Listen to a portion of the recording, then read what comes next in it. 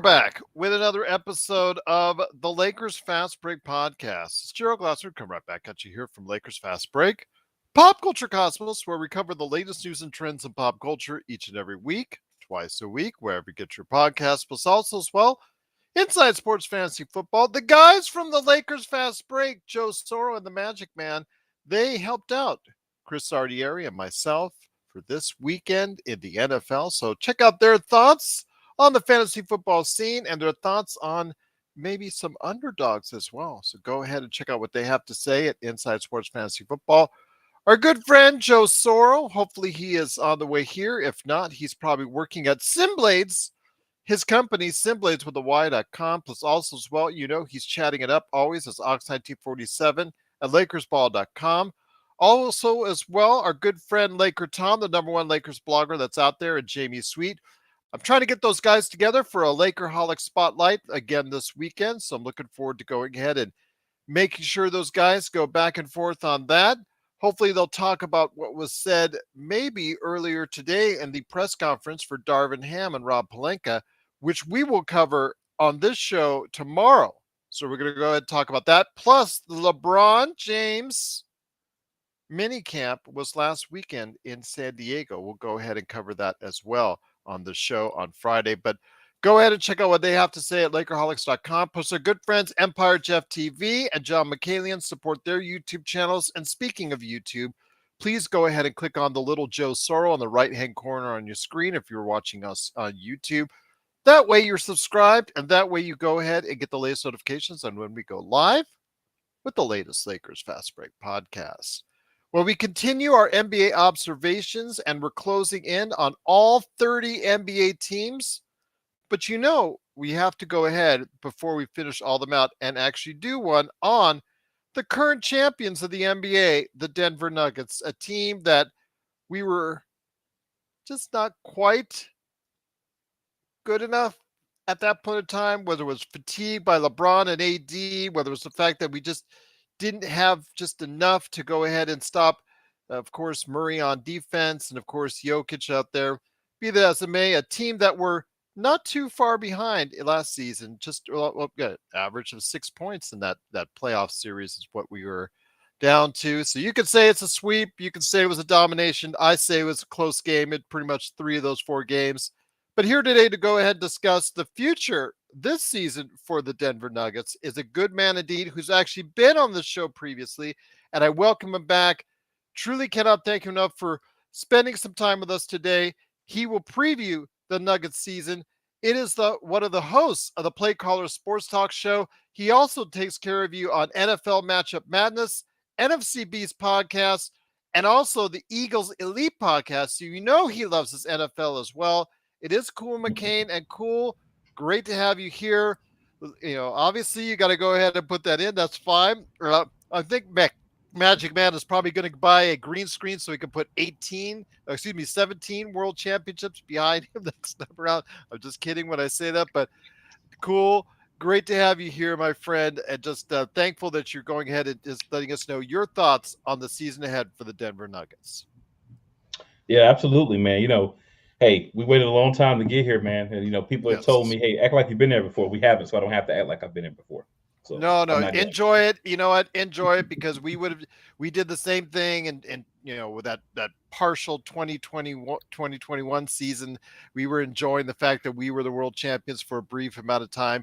We had to hear about the bubble this, bubble that, bubble this, and we still hear it today. So enjoy it while you can. You have a great team as far as what you brought out there. You guys played well. You guys played hard, and you did deserve to win. And all props to you for that. But my first question, before I hand it over to Magic Man, I will ask you this. The repeat is always the toughest thing to do for a team. You had a team that was, for the most part, healthy. You had Murray coming back for his injury, worked through his injury all season long, looks to be in even better shape here. But you also have a missing component in Bruce Brown and a very, I should say, suspect bench at this point in time. Do you have concerns in regards to a possible repeat for this upcoming season? Well, I love the narrative that we have a suspect bench. One of the things that I think a lot of people um, need to realize is Christian Brown is there. Christian Brown is a second year player who really, kind of took off in the playoffs later part of the season, became kind of pushed his way into the rotation, Mhm. pushed Bones Highland out of the daggone team because he took his minutes because he played better on the defensive side of the ball. There's other guys that people aren't talking about that are now part of the organization and part of the team. A guy like Justin Holiday, right? You say, "Oh, Justin Holiday, yes, one of Drew Holiday's brothers." These Holiday guys, they play defense, they take the shots that's given to them. He's fine with playing a bench role. He's going to come in if he gets the opportunity, and he's going to play well, right? You look at Colin Gillespie, a rookie that we got coming in. Reggie Jackson came back to the team. Peyton Watson looked really good um, in the offseason. So there's a lot of other guys like Zeke Najee, Vlado Kankar, who had some minutes last year. So there's a lot of guys there. I think that Reggie Brown gets a lot more. No, excuse me, not Reggie Brown. I think that Reggie not Jackson. Reggie Jackson. Yeah, I mean not Reggie Jackson, but Bruce Brown. Bruce Mhm. Brown gets a lot of the praise for the bench. And I'm not saying that he wasn't a big part of it. I'm not one of those people that once a guy leaves, oh, he didn't help us win. But there are other guys. It will take more than one guy to do what he did because Mhm. then no one else has that much versatility. But he's not worth the money that the Pacers are paying him. I'm sorry. Like he had a great season with us as a bench player. The Pacers overpaid him.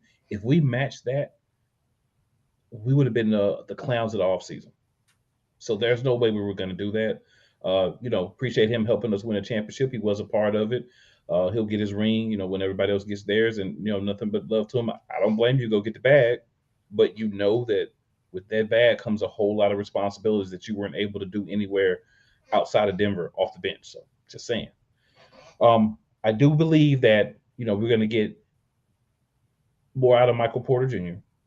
I think as he gets another year removed from the injuries and he becomes comfortable, if he can stay healthy, which he did last year for the most part, he's going to be comfortable playing. We're going to get a little bit more out of him. Obviously, Aaron Gordon has shown us that he can be him and Michael Porter Jr. together are basically the third guy. They take turns having really great games or being a big part of the team. Michael Porter Jr., if his three is on, he's an important part of those games. He's learned to play some defense and actually go inside sometimes and use his 7'2" arm span to get rebounds and get putbacks with a shot. Glad it finally clicked for him. Of course, Kentavious Caldwell Pope is still there. We lost a couple of vets off the bench, but we still got some guys. And now most of this team has championship experience. So it's going to be a tough fight. A lot of teams have gotten better. We didn't get too much better, but we improved depth. I don't feel like we needed to get better, but we needed more depth that we can actually use. And I think we have that. Injuries aside, I think we have a good chance of repeating. But I won't sit here and say, "Oh, there's no way that anybody can stop the Nuggets." Phoenix just kind of, oh man, they just kind of got a whole new bench Mhm. via the Damian Lillard trade. I think Milwaukee honestly got worse because I think you lost a I guy that think played. Phoenix got worse, in my opinion. I think that Nurkic to Aiton is a step down personally, and then I don't know how much Sean's favorite player is going to be able to help them as far as that is concerned. And then I really don't know what benefits they got from the trade that will help him with Grayson Allen and everybody else that was involved in that trade. It's just seems to me like that trade was them more getting rid of DeAndre Ayton for pennies on the dollar as opposed to what they should have waited or should have tried to do. It was try to play him because you had a coach in Frank Vogel. But this is not a Sun show. This is your show. This is about the Denver Nuggets, and I know about all the Phoenix Suns, the Milwaukee Bucks. They're all trying to get the hype train right now going for their teams, and I've seen the odds and all that. But when it comes down to it, everybody, including the Lakers, has to go ahead and beat the champs in order to become the champs. This is very true. This is very true. Ric Flair said, to To be beat the the man, man, you gotta beat the man. yes. Woo! And I But hope these also, other teams keep all the hype, right? I want everyone else to have the hype. I want us to run under the radar. Hey, we're the champs, but hey, Mhm. Denver just won because whatever BS reasons you have, give everybody else the spotlights and the highlights. That's fine. That's how we work best. So keep it up. Thank you, media. Also, act, also here today, good man indeed. It is the madman from Toronto. It is the Magic Man, Sean Grice. Sean, you may now continue. My apologies. I just want to make sure you get your fabulous intro, as always. appreciate it, Gerald. Yeah, I jumped the gun there a little bit. I'm just No worries, my friend. very enthusiastic to talk with Cool. He's a great guy. So actually, Cool. I disagree with a lot of the media. I thought Calvin Booth actually had a pretty good off season. They made that sneaky little trade with the Pacers after they won the title and acquired an extra first round pick. On the Go ahead.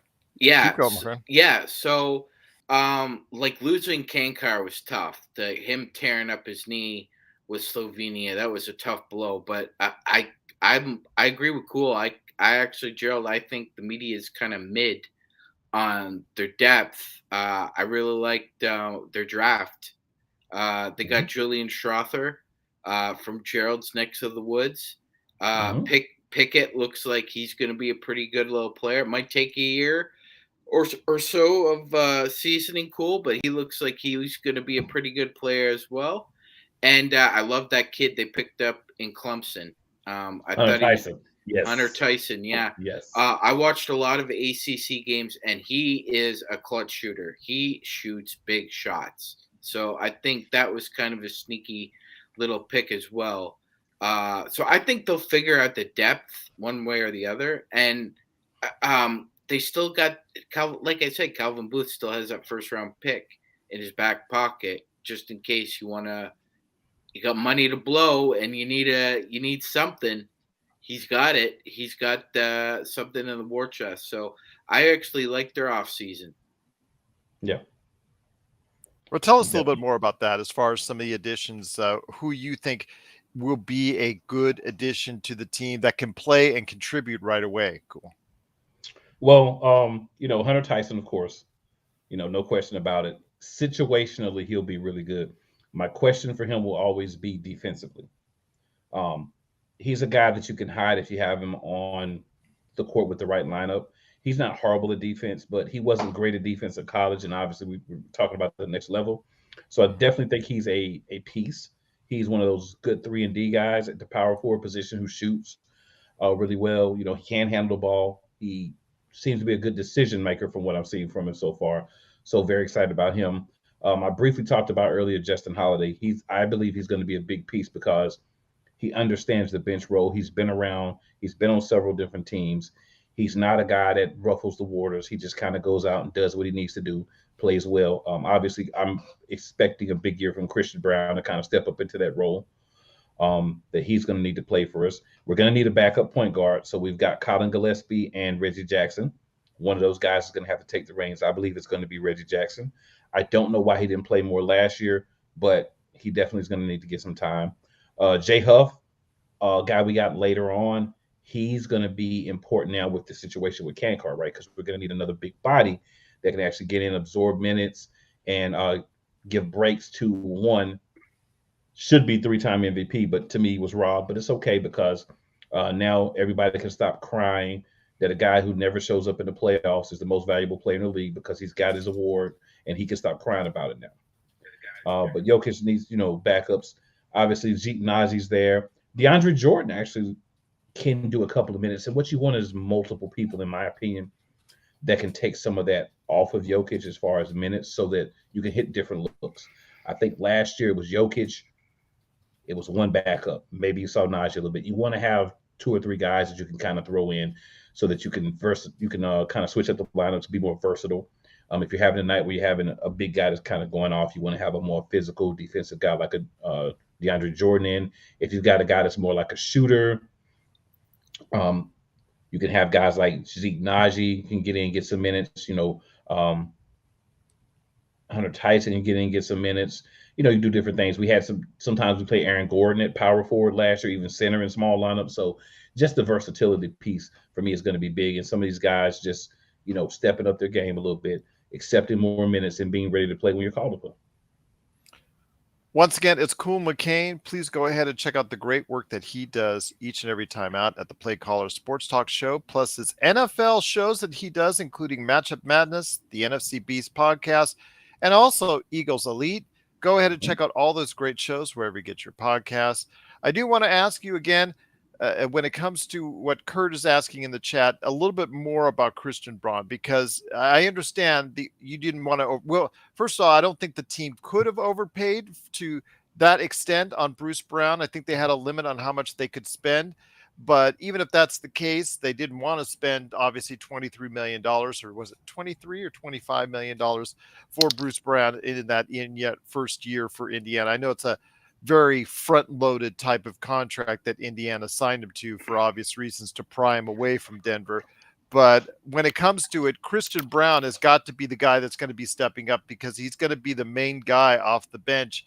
You really think that he can go ahead and become that individual that can step up and do just that, after we saw glimpses of productivity, glimpses of where he came in the clutch, and glimpses of what we could see going forward with him in the future? Well, that's the thing. We're not going to ask him to do it alone. Yeah, he's going to have times where he does it, but we're not going to ask him to do it alone. That's why we went out and got guys like, again, Hunter Tyson, Strother, the Magic Man spoke about, Peyton Watson, Jalen Pickett. We went out and got these guys because we want other guys that can do some of those things. You don't want to take that kind of production that you were getting and expect one guy to do all those things.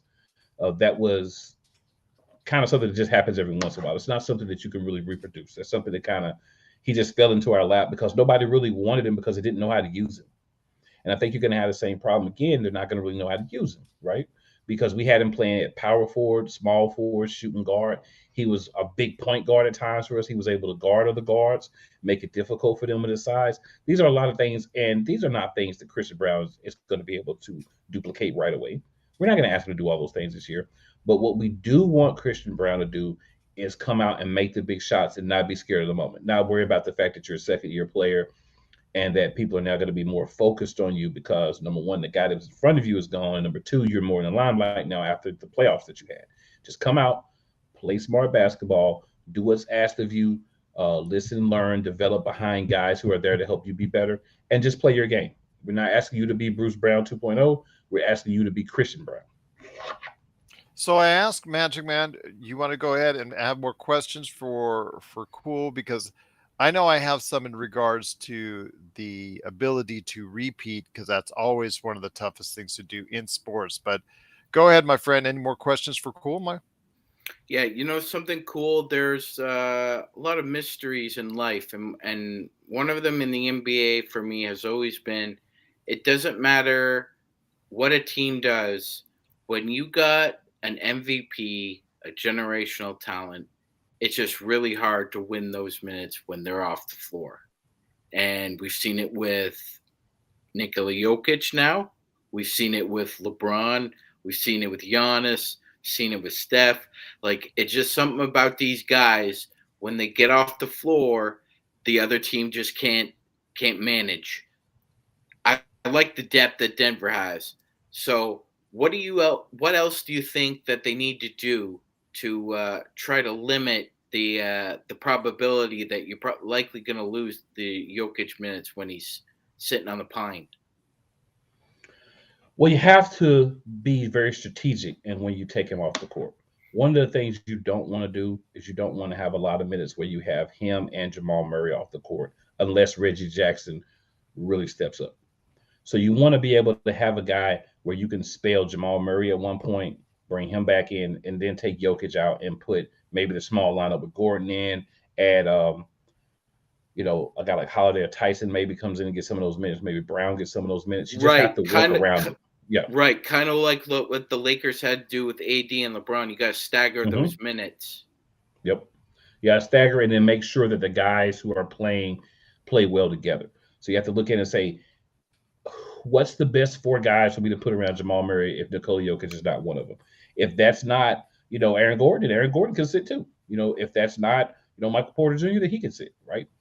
You just have to kind of look at that and say, okay, now for this phase of the game, it's going to be Jamal Murray's team for this 5-10 minutes or whatever. So who does he play the best with outside of Jokic? And that's the guys that you're going to have to get in, even if those are guys that only get those 5 or 10 minutes a game. That's what we're going to have to do a better job of this year. And I was critical of Mike Malone for that last year because I felt like There were times where we didn't put the best lineup in. We just said we're going to take Jokic out and then put X amount of X person in, not realizing how that affects everyone else. Jokic is basically your backup point guard, your shooting guard, and your center all in one when he's on the floor. So you have to make sure that you're putting in the right pieces to do the things that he does, and that's not one player. Again, it's not going to be one player, but the right group in so that that doesn't affect how they play. Once again, it is cool, McCain. Please go ahead and check out the great work that he does today at Play Caller Sports Talk. Also, saw Matchup Madness, NFC Beast, and Eagles Elite Podcasts. Go ahead and check them out today wherever you get your podcasts. Cool. When it comes to repeating, again, it's the hardest thing to do in sports, in my opinion. Obviously, trying to go ahead and find that same success. A lot of that rides not only on Nikola Jokic himself, but also the starting five. I think this group, this team, relies more on its starting five than any other team in the NBA. So health has got to be a key. I think that when it comes down to it, you're depending a lot on Murray. Hopefully he's all the way back. It looks like he's all the way back. Looks like he's in great shape now. Michael Porter Jr., you got to hope that now that he's got those back issues behind him. And Aaron Gordon has played so well. He upped his game and found a new role better than he ever did in Orlando. He found what he needed to do. He fit right into what you guys did offensively and defensively. Trying to find that again, that magic again, is going to be very difficult, especially on a health consideration, because again, you had all five of those players relatively healthy for the entire season. Are you expecting that to happen one more time? I think it can. What we saw last year was strategically guys, sitting out a couple of games. So we did load manage, just not to the level some other teams did.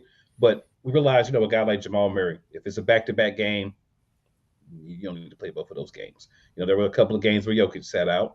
There were games where Michael Porter Jr. didn't play. They did a good job of saying, the guys who have had some injury history, let's try to limit the amount of minutes that they're playing, and also let's try to limit the amount of games that they're playing. One thing I want to touch on is Aaron Gordon, over the 2 years that Murray and Porter were hurt, was the second best player on the Denver Nuggets.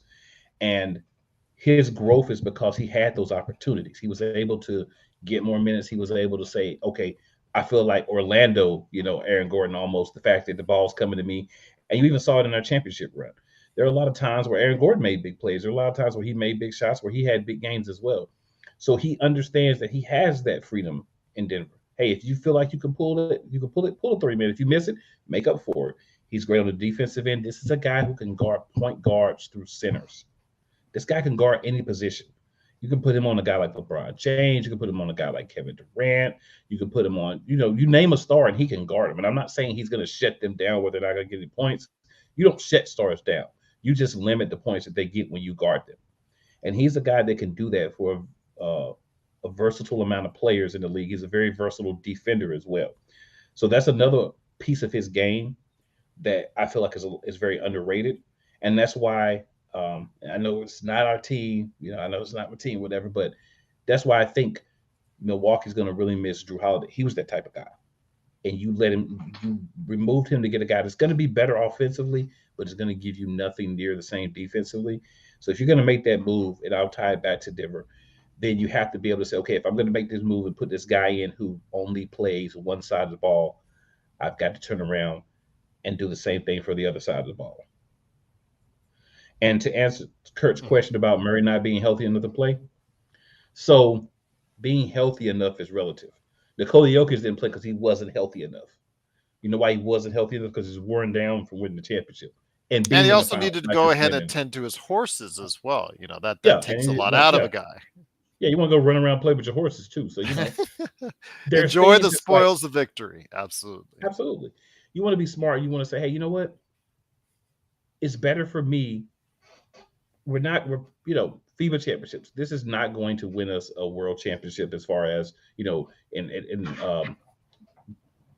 Olympic basketball. This wasn't an Olympic game, right? Mm-hmm. This was the world championship. This was FIBA. Look at the American team. Let's be honest. 2/3 of that team probably should not have been on that team. And that's why they lost. I would say more, but I'm being nice here. There's a couple of guys that could have been on the bench, right? So The thing is, you have to understand you have a long, grueling NBA season. You just won a championship, or you just competed for a championship, or you just made it deep in the playoffs. Do I go and play football for another month? Do I practice? Do I put my body through more, or do I take this time off and say, hey, honestly, I'm not 100%. And since I have expectations of playing at the highest level professional basketball in America and being good and trying to repeat, I'm going to give my body time to heal. I'm going to take this summer off. So that's what a lot of those guys did for the American team, for the Canadian team, for other countries as well. If I remember correctly, I don't think Giannis played either. So a lot of these guys from different countries say, you know what, man, I'm taking this time off. And that's the right move to make. I'll tell you what, though, great conversation indeed. Truly appreciate the time that you're taking to speak to us. Cool. Magic Man, Absolutely. got any more Denver stuff for us as far as the questions are concerned, my friend?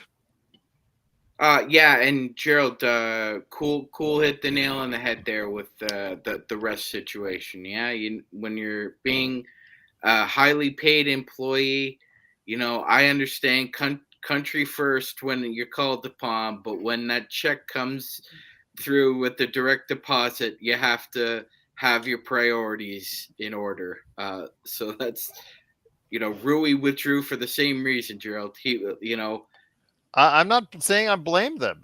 This is the World Cup, and it is not the highest of priorities to players, and I get that. So I understand that. Absolutely, I know yeah. Joe's contention that basically anyone from anywhere can play on any country's team with the right and certain things. I think I get his points on that as far as, Yeah. and you saw that too, Cole. You know exactly what we're talking about. Yeah, He had like a, three generations back, my ancestor was in Jamaica, so I'm gonna play for the Jamaican team Yeah, right the here. vein, exactly, the veins exactly. popping out of Joe's head when he Yeah. starts talking about that. Yes, exactly. That's one of our fellow house. Yeah, exactly. My brother's sister's cousin's aunt's neighbor was from whatever country, and then you can From automatically go play Lagos, for yeah. them. So I Exactly. could represent Nigeria. Yeah, Yes, absolutely. Proud to do so. So if that's the case, that just makes it a little bit different. I can understand his reasoning why he was so upset at that. But when it comes to the FIBA World Cup, it's just that the big players don't take it seriously enough.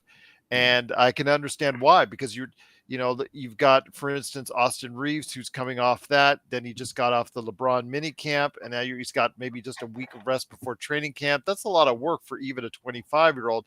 So you're going to see next year when everybody's going to be balling out because they've got the playoffs and they've got the Olympics, then they got another season right after it. That's going to be not too fun, I'm sure, going back to back to back like that. So getting back to obviously repeating as champions, again, it's a long road ahead for every team out there. Again, you saw the trade yesterday as we're talking about this with Damian Lillard, my friend. They're trying to load up in Milwaukee, and people are saying one way or the other whether they got better or they got worse. I heard you guys' opinions on that. You're also talking about what Boston did with Porzingis and trying to go ahead and load up on the big guys, right there for as far as for a back line that maybe can compete as well in the Eastern Conference overall, but also as well for an NBA Finals. And then you got the Western Conference, which is just a murderer's row of teams. Like you can go with quality teams, I think you can go 9 deep.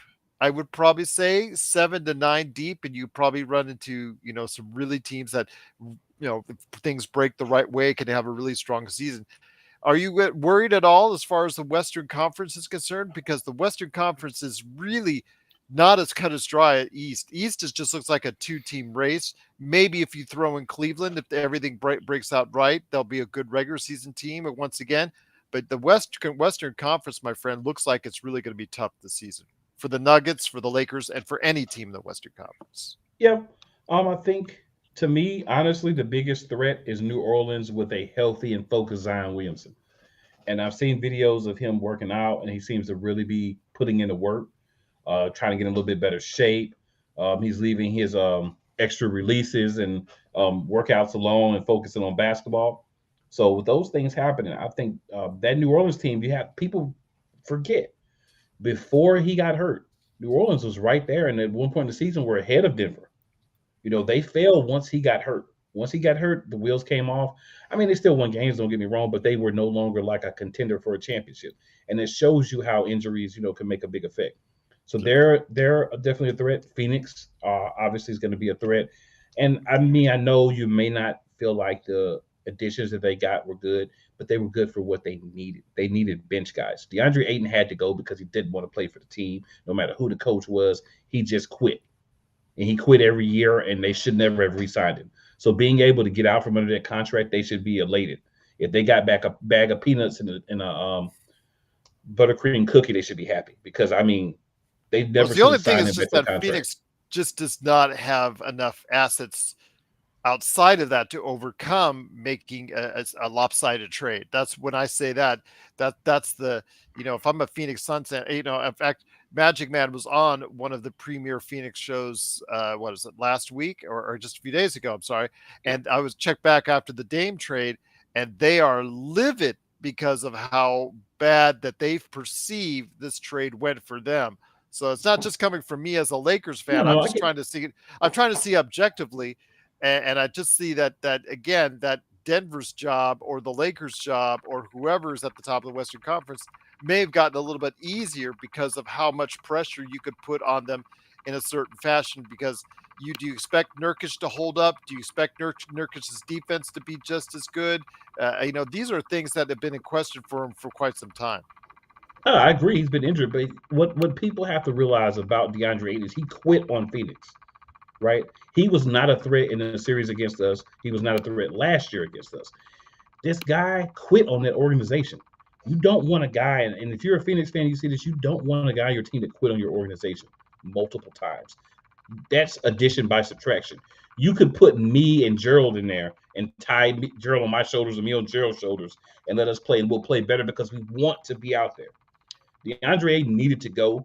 I would not want DeAndre Ayton to ever come to Denver because he quits on teams, and I don't want a quitter on my team. So getting rid of that guy, even though you didn't get back equal value, you got back more because now you have a team that's going to play hard together. Do you have to go out and figure out a way to get another big for when the inevitable Nurkic injury happens? Absolutely. But you have depth on the bench, and depth on the bench is one of the most important things in the league. And you now have some of that. And I like before the I Phoenix like was the like, inevitable comment that you said, that the inevitable yeah, Nurkic yeah, injury. yeah, it's inevitable. It just depends on how long it's going to be, but it's inevitable. Death, taxes, and use of Nurkic getting injured. Yeah, Nurkic is one of those guys. He definitely gets banged up from year to year.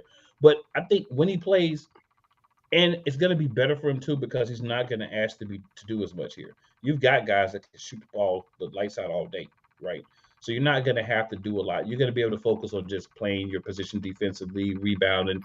There may be some times, like if you're playing with the second unit, that you might get a little bit more offensive responsibility. But when you're out there with the starting lineup, you don't have to worry about the ball, right? You could just look for rebounds every once in a while, just so people might back off of those shooters a little bit, getting the ball. But yeah, I think he's going to be fine in this situation.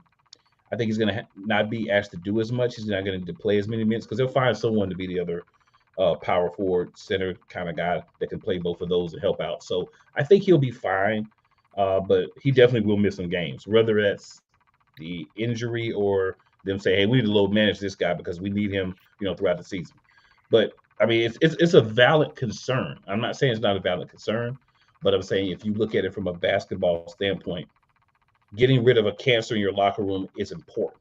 And DeAndre Ayton in Phoenix was a cancer because he quit on the team. He had attitudes with the players, coaches, and everybody. Once again, it is Cool McCain. Please go ahead and check out the great work that he does today at the Real Play Callers right there on YouTube. Search and Destroy, one of our awesome moderators, doing a great job of posting that right there on Appreciate the that screen search. for you. Absolutely. Please check out all the great work on all the great NFL shows that he does as well. Magic Man, have you got any more thoughts before we get into the Lakers and his overall thoughts on the season up ahead for the Denver Nuggets? Well, cool. I live in the city of Toronto, and so Nice, nice. not that few years removed from their championship. So I saw all my family and friends just excited about that. I have a friend who's a diehard Eagles fan, so I saw a bunch of Eagles fans celebrate a championship they never ever thought they'd live to see. So you got to live it up. I agree. From a Lakers fan, and really, like you said, from all 29 other fan bases, I mean, you got to live it up. There's only one at the end of the year. You only win. There's only one team that wins the last game, and there's one team that loses the last game. And Yeah. Denver won. You get the spoils of victory, brother. And but like I remember when Nick Saban, they were asking him after his second championship in Alabama. He said, "There's just something about being the hunted than the hunter. It's a different Yeah. mindset." And they asked him for an explanation. He said, "I don't have one for you. I think it's psychological, to be honest with you." So obviously a burning desire from those guys to want to repeat, and that can go a long way. Like sometimes, like guts is enough.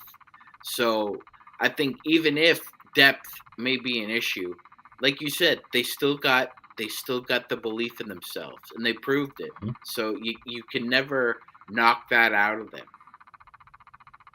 Yeah. And I just want to say, Magic Man, all of the people that you know that are Eagles fans are automatically good people. That's just how it works.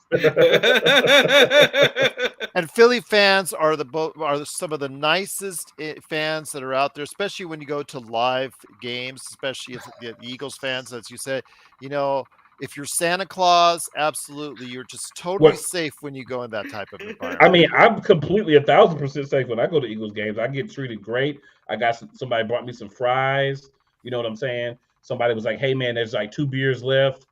You want a beer?" I was like, "Well, I'm not drinking or whatever." So they bought me a soda. You know, somebody else bought me a cotton candy. So I mean, Eagles fans treat me great. I mean, so I can only live off my experiences. Now, it may have something to do with the fact that I was covered in Eagles gear from head to toe, but that's really neither here nor there. I'm just saying, Eagles fans can be nice. They're very nice to me. Like all over the city of Philadelphia when I visit, I get treated great. Uh, I was in another life. I was a security guard, cool, and I was talking to a businessman from the city of Philadelphia, and he told me that in downtown Philadelphia, there's something called the lawn chairs. Mm-hmm. When the lawn chairs are out on the street, you do not park your car in between those lawn chairs, or it's a Correct. fight. It's a Correct. fight. That's when I couldn't believe it until I saw it. Me and my friend walking down the street, the lawn chairs. So They would, Kurt. They would, Kurt. it Very is good. the city of brotherly love when you're wearing the right colors, Gerald. Hey, this if is you're a true. brother, it's brotherly love. Now, if you're an outsider, you're the enemy. I mean, Well, let me ask you this though. Kobe, who's so much a part of our culture in the Lakers world, it was emanated from there. And at one mhm. time, after he, then came out of high school, started playing for the Lakers, he was pretty much persona non grata in the Philadelphia area after a while, for a little while. But obviously, like the rest of the world, they've come to embrace him and love him. Talk about that relationship a little bit as far as Kobe's concerned, because again, it wasn't always the greatest, between him and Philadelphia.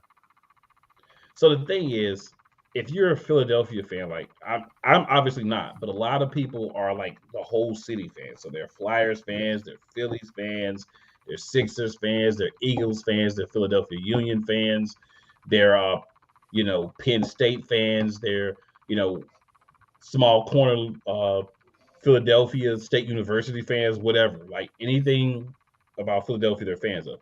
So for those people, the fact that Kobe was killing the 76ers with the Lakers, there were a lot of problems. They did not appreciate that, right? So there was, some static during that time frame.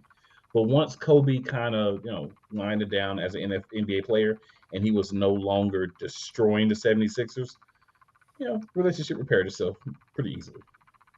Okay. Because he's an Eagles fan. So Yeah. Eagles fans like me, I'm not a 76ers fan, so I never had a problem with Kobe. He liked the Eagles, really great player. You know, I feel like I should have had more of a problem with him than them because I'm a Nuggets fan. He killed us for years too. But I think that's what happened. A lot of those people are city fans. So if you're on a team from another city and you're killing the home team, oh, we got a problem with you. We gotta have a problem with you. That's just how it goes. Well, Magic, had some great conversation, just awesome conversation right here again with Cool McCain. Truly appreciate it. Any last questions for Cool on the Nuggets before we get to the Lakers, my friend? Mm-hmm. Darvin Ham said that it ain't over, Cool. Between him and Mike Malone, it ain't over. But you know what? They swept us. So Mike Malone gets to sip on his cinnamon whiskey Well, and the only talk reason, and talk and his talk. let me just interject 1 second on this because he did talk a lot of smack, but I don't remember Frank Vogel talking a lot of smack when we dominated them in the bubble in the conference finals. So I'm just saying, it's one conference finals to another. The difference was only, I think, one game because the Lakers, I think, won 4 games to 1. So I'm just, I'm just puzzled at the why, he found it so opportunistic to go. Maybe it was just the hype and just the emotion from winning the I can first answer. championship and all that. You're I can feeling answer that for you, yourself. You're Gerald. feeling yourself. He doesn't know how to act. He's never been there before, so Yeah. he's gonna show out. He doesn't know how to act. Okay. All right. And well, I Vogel don't. was low key, anyways. He's a low key kind of guy. He's not going to Yeah. be rubbing it into the Malone was face anymore. I think he was a little lit when he was a lot of that he was saying was a little lit. And you got to remember too, and this is the point that people forget. Going into the finals, what were people saying? Oh, this is not going to be a good finals because the Lakers lost. It's not going to be a good finals because the Celtics lost. And when you have more coverage on LeBron James and the Lakers than the team that's actually in the finals, and then that True. team Good point. wins, there's going to be some things said about that team. Yeah, And Darvin that's Ham, true. hey, if you want to be a little emotional about it, I get it. The only thing you could do is come out and knock us out and go win a championship yourself. And you can Right. say And whatever you that's want to say. granted. That's an excellent point. That's an excellent way to say it. And of course, the Denver Nuggets, absolutely, they had a little chip on their shoulder, and they absolutely deserved it because the fact is, they were really going in as the Western Conference should have been going in and did in many circles as the Western Conference favorites. They were number one in the Western Conference, and still we're not getting the hype because the Lakers were coming on, and of course, the media, take this show aside, does favor the New York and LA markets when they can, whenever they possibly can, and obviously with the story of the Lakers because they know it earns more ratings, money, etc., because that's just the way the NBA seems to work at times. So I get it, and I can understand his emotion on that very fact. But I think just again, you guys got to stay healthy. Especially your starting five. If you can do that, Yeah. obviously a very good chance to repeat is in order for you guys. If not, there could be some, like with all this, it's all based on health. I think a lot of it's going to be based on health, whether it's the Lakers, the Nuggets, the Suns, the Bucks, or the Celtics, or anybody else for that matter. Really having a good season right now in the league, I think it's based on health. But where do you see the Nuggets finishing up this season? Do you see them with another repeat in order, my friend? Oh, absolutely. Absolutely. With a repeat, a difficult one. Don't Okay. get me wrong. Not walking over people, not just, hey, whatever, but a difficult one. But I mean, you look at it, you've got a lot of guys on reasonable contracts. As some of these younger guys start to sin and play better, some of these guys that are on our bench that may get an opportunity this year and play. Every year you're the best team, you lose pieces. We got lucky that it was only really one major piece that we lost. I mean, if you want to count, what's my man's name that went to the Rockets? Uncle Jeff. Chuck, Yeah, you Jeff want to Green. count Jeff Green, Uncle Jeff as a major piece. I wouldn't be upset with you either because he was a major piece off the bench as well. But again, guys were learning behind him. Guys were on the team. Guys were saying, you know what, let me get a chance. But we win again, and I believe we are. We're going to see more people leaving, right? We're going to see a guy like Reggie Jackson go out and probably get a much better deal somewhere else. We're going to see other people do things that are going to make you be like, man. I mean, and you can't match all these contracts, so you're going to lose some of those guys that might have came to us on small contracts and get double acceptance, things like that, Mhm. and then they have an opportunity to go out and get a nice payday. They're going to do it, and they should. So I think this is the year to try to slide that other one in there because next couple of years, some decisions may have to be made on some people. Once again, please go ahead and support Cool McCain today on all of his great ventures out there, the Play Caller Sports Talk Show, all the NFL coverage that he provides with all of his great shows. Please go ahead and support him today on all of his great shows and wherever you find your podcasts. Sean, I'll have you start off the Laker questions, my friend, for cool, and just talk about exactly what you think about what the Lakers hopefully will be able to do in your opinion. But go ahead, my friend, with some Lakers questions for cool. Yeah, yeah, cool. When the Lakers walked into that series with the Nuggets, they had jelly legs just from chasing around all those little guards and number 30, who's a legend in his own right. That doesn't take anything away from the Maulin that happened in Game One. That score was a lot closer than what the game really was. Cool. And my question to you is: when you look at the Lakers' front court, all of a sudden now, does your mind change at all? That maybe these guys are a little bigger, maybe a little bit more physical, and they could hang with us in the front court, or do you think it was just kind of static? Well, I'll say this, and I said this on my Play Caller show, as well. My thing is when you're looking at Christian Wood, right? When you're looking at Jackson Hayes, these are guys that are definitely going to help you. Even a Torian Prince. These are guys that are definitely going to help you. There's no like, oh, you brought in more big bodies, so you're going to be worse. One of the Lakers' problems was, and this was throughout the season, they didn't have enough big guys that could really play, right? I felt like, I mean, I said this too, and my co-host is a Lakers fan, so we talk Lakers a lot. I said that one of the things really was not having those bigs, right? Because you have to be able to play different lineups. It's like I talked about with the Nuggets. If you're playing against a team that has bigs or has a lot of guys that like to dove the lane, attack the lane, put up shots to try to dominate the paint as guards, as wing players, those bigs help mitigate that. And the Lakers did not have that last year.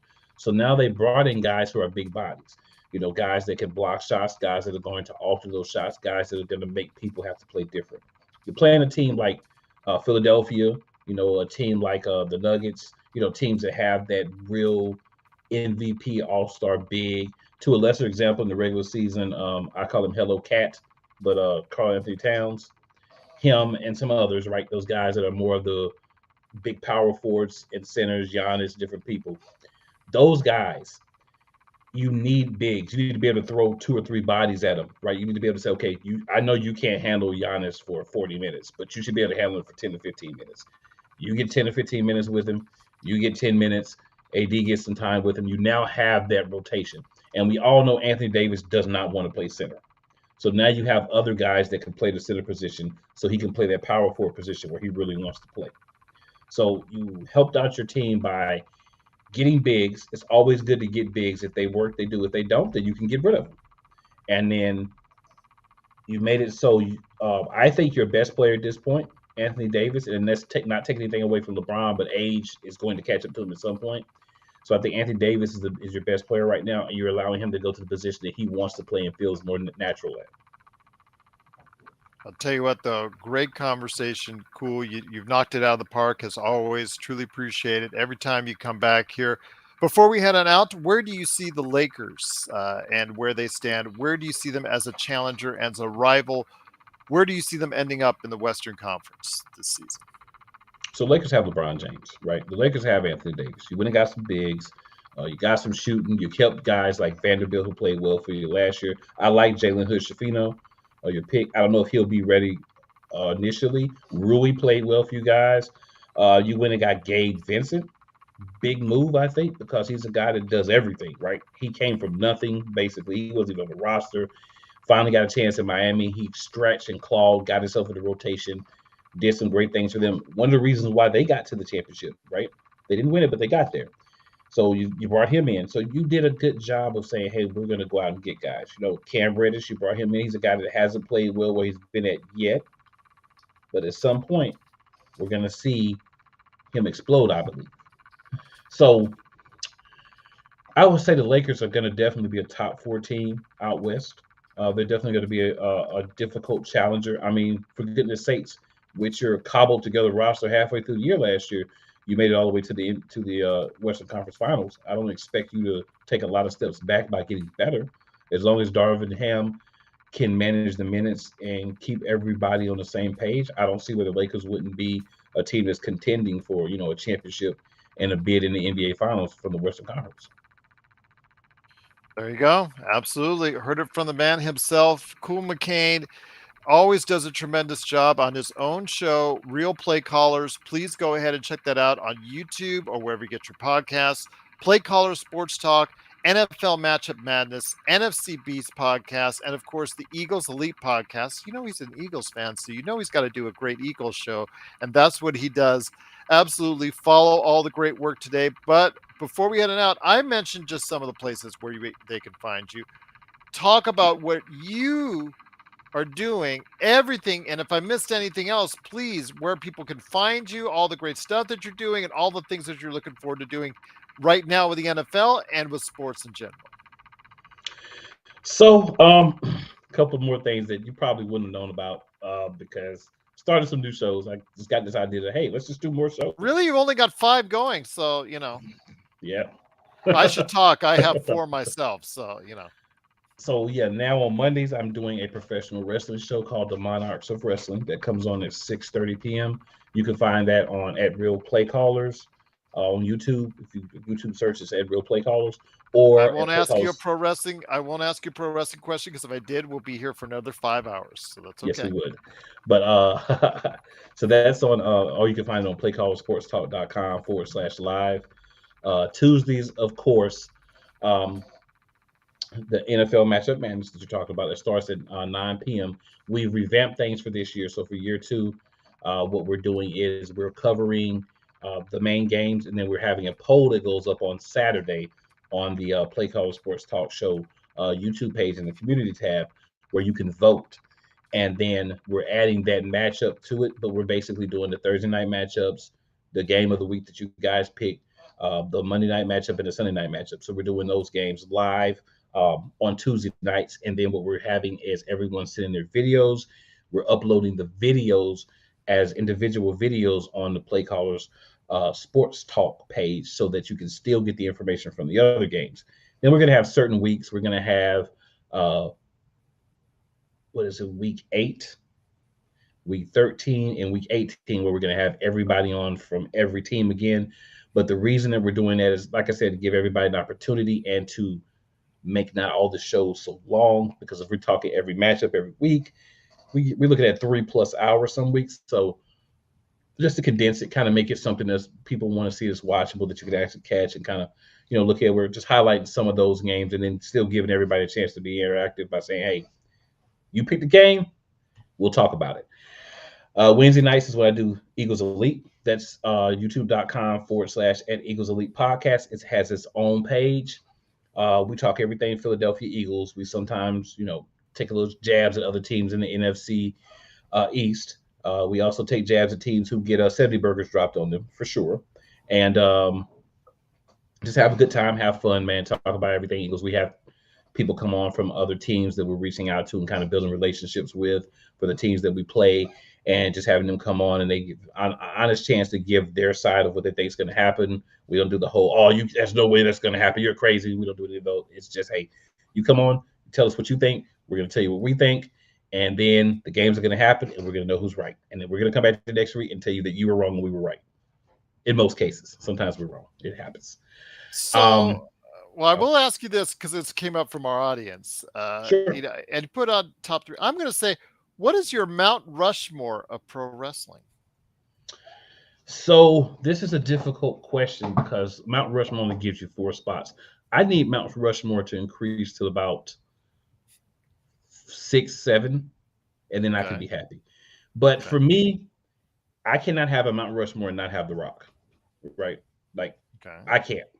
Some people may say, "Oh, he wasn't ever the best" or whatever. I don't care. There's nobody on the microphone that electrified a crowd like The Rock. So The Rock has to be on your Mount Rushmore. You cannot have a Mount Rushmore and not have the Nature Boy Ric Flair. Styling and profiling the Nature Boy. He's got to be on there, right? So that leaves you 2 spots, and you got like 6 contenders for 2 spots. So I'm gonna have to put the Undertaker on mine. The streak, the longevity of his career. You've got to put the Undertaker, right? Mhm. And then the fourth guy that you have to put is Stone Cold Steve Austin. So that has to be my Mount Rushmore. Now, are there other guys I would like to put? Yeah, but I don't have enough spots. Okay. Fair enough, as is. Absolutely. Great thoughts right there from Cool McCain. Please go ahead and check him out on all those great ventures that he talked about, especially as well, like he said, with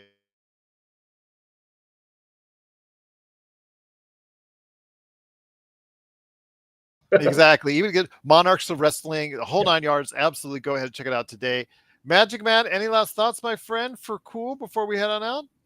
Yeah, it was a great conversation. Cool. Thank you for dropping by, and we'll be doing game previews this year. We're hoping to adopt that as a regular on the LFB. So if you're available pregame, we'll hit you up and see if we can't make a date out of it. Cool. Yeah, we've been doing those too on Eagles Elite for the Eagles games. We won't be doing one this week, but we'll be doing one next week. I've done a couple of play-by-plays and a new piece of information for everyone. At 10 a.m.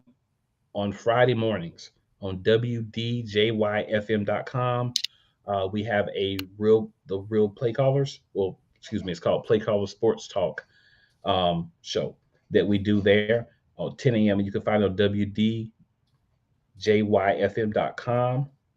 Um, it's at a local radio station in Atlanta, so we do talk a little bit of Atlanta sports, but we do also talk like basketball, football, college football as well. So just another fun time, a place where we can kind of reach a different audience, talk to some different people. So if anyone has an opportunity, definitely tune in. Those shows are pre-recorded, but it's still a lot of good information and just another way for us to try to get out and reach as many people as possible. Great conversation. Absolutely. Please support Cool McCain on all those different ventures. Thank you so much, Cool. Truly appreciate you joining us for this evening. Do want to mention once again to our live audience out there on YouTube, we'll be back at 7 p.m. to talk to Rich 2. We're talking about the Golden State Warriors. The later on that we may do that show I was talking about in the chat where we talk about the press conference that was earlier today for Rob Pelinka and also as well, of course, Darvin Ham were part of that. They talked about a great many things. May cover that later tonight on a late night if I can get the Cosmos done in time. If not, we will make sure we have nothing set aside for tomorrow. So we've got the clean slate to go ahead and provide you some great Lakers coverage there. Magic Man, we've got some more NBA observations on a couple more teams set up for this weekend, don't we? Absolutely, Gerald. We have a great journalist in his own right, Tony Jones, who covers the Utah Jazz. He'll be on the Lakers Fast Break Saturday evening. And then Sunday, we'll be talking to We Talk Mavs YouTube channel. And we hope to have a great conversation on the weekend. Nice, nice. Absolutely. Looking forward to that. And then we can't forget because Laker Tom will get all ornery on us and get all mad at us. That's what happens when it's Laker time. If we don't include him and Jamie Sweet this weekend as well on Lakerholic Spotlight, indeed. So, got a lot of viewing ahead of you folks, got a lot of listening ahead for you folks. So, truly appreciate it. Thanks so much again to you, Cool, as always. Just like last time around, you killed it. Hopefully, we can bring you on from one of our pre-games during the course of the season to talk, give us an update of what's going on with the Nuggets. Would look forward to doing that as well. Truly appreciate all your time and everybody out there, especially the best Lakers chat room that's out there and the best Lakers show that's out there can be found only right here at the Lakers Fast Break Podcast. See you in a little while, everyone.